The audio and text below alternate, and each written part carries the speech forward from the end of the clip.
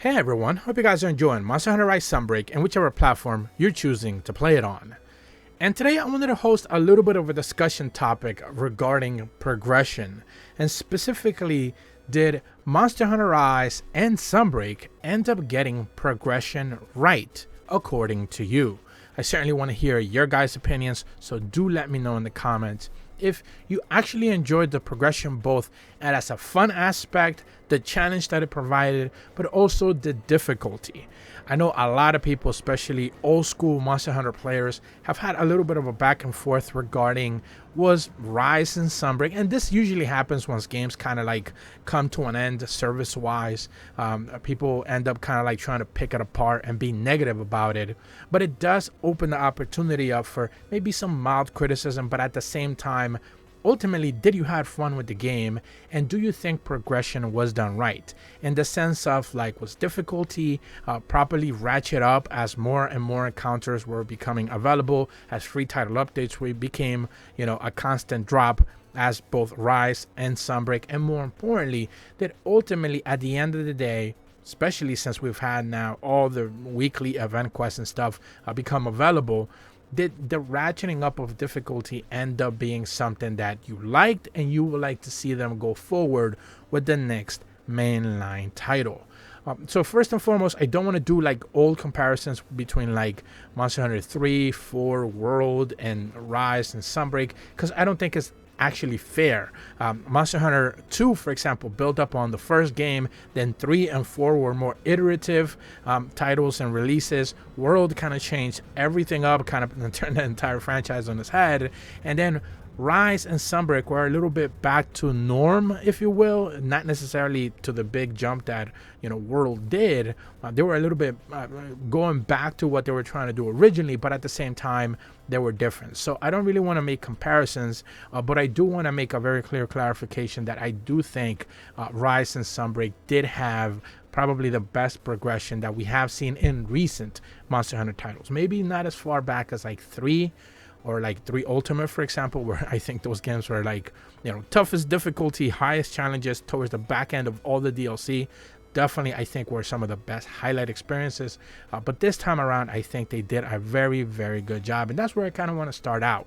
Let's not forget that when base Monster Hunter Rise launched, it only had high rank, Master rank or G rank simply wasn't available, but they did have apexes, and apexes did provide a little bit of a challenge. The Rampage wasn't that what it should have been at the end of the day. It tried to provide some challenge, but it really didn't live up to it. But at the end of the day, they did the best they could in that regard. Once Sunbreak dropped, of course, Master rank comes along, and pretty much G rank is back to where what we used to expect it to be.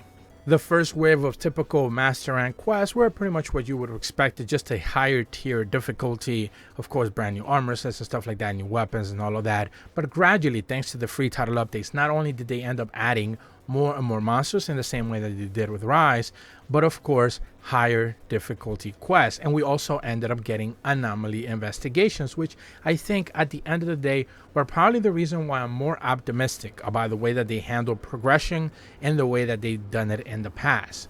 Now, there are still some caveats to that, and I want to get to that at the back end of the video, but specifically speaking, base Master Rank quests I think were done relatively well in comparison to like high rank quests and of course low rank. That was just kind of like the baseline experience. Anomaly investigations ratchets that up to another level, and then they decide to do the weird quirky thing where like everything is leveled up scale wise. So of course the higher level of anomaly investigation, the higher difficulty the quest is supposed to be. We do end up seeing like risen elders make an appearance, where they end up after a certain level, I believe it was 261, 271 and 281, they become more powerful. You get different versions of them, and then they introduce special investigations alongside hazard quests, and I think that's where things kind of ultimately fell apart. But this is like the highest tier of difficulty, and I'm not necessarily sure if they could have handled better, because at the same time they were dropping weekly event quests, content that we were getting on a weekly basis that just simply wasn't matching up to the difficulty. And this is something that I spoke about in multiple videos, as I would talk about the weekly event quests, for example, where 1 week we would get a really high, grade of difficulty for most normal players, a hazard type quest with, a really interesting challenge. And then the very next week, or maybe even that same week, we would get a second quest that was just like fight 2 Agnesams and basic master rank. And they provide no actual value because even the rewards are just mediocre. So I wasn't necessarily sure who they were catering to with those other extra quests. Maybe we were just trying to bloat up the quest DLC blog or lists, but I'm not necessarily sure ultimately what those quests were being hoped for. Sometimes they were just crowns, sometimes they were title rewards or whatever, but they really weren't living up to it. So at the end of the day, I do think that they kind of like were trying to feed 2 types of players, both the end game true real, actual like hunters who want to have the toughest challenges with hazards and special investigations, but at the same time they were also providing just normal quests for players to just kind of have basic access to. And I'm not really sure if the majority of players were really able to enjoy those difficult quests, especially when it comes to special investigations, because the requirement in order for you to be able to have those is to be level 300. And as someone who just recently hit 300, and now again the game just simply stopped receiving updates, or we expected to stop receiving updates going forward, is one of those things where like I had to like kind of push myself to get to 300. It wasn't something that I really wanted to do, and this is again coming from someone who's actually talking about the game constantly, and I don't particularly see the overwhelming majority of players getting to level 300 anomaly investigations enough to be able to unlock special investigations and then go through the entire ordeal of getting every single monster quest unlocked and becoming available through special investigations. I just don't see a lot of people actually going through that, and I would wager that we're talking about maybe less than 5% of the entire player base being able to go through this entire ordeal to be able to unlock that type of content. And this is probably where I would probably be a little bit more critical of what Capcom's decisions ultimately were. Yes, they are catering to the highest difficulty, higher tier skilled players to provide them with some real difficulty challenge, but at the I guess I should put it as at the cost of not only having to grind 300 levels, which is something that we spoke about multiple times, but at the same time, they now have to unlock those same quests with a higher difficulty threshold and have to do it all over again. You have to fight those monsters again. You have to, be the host of the quest. It's not like everyone in the quest gets special investigation rewards for that quest. It's just like, no, only the host gets to upgrade their quest.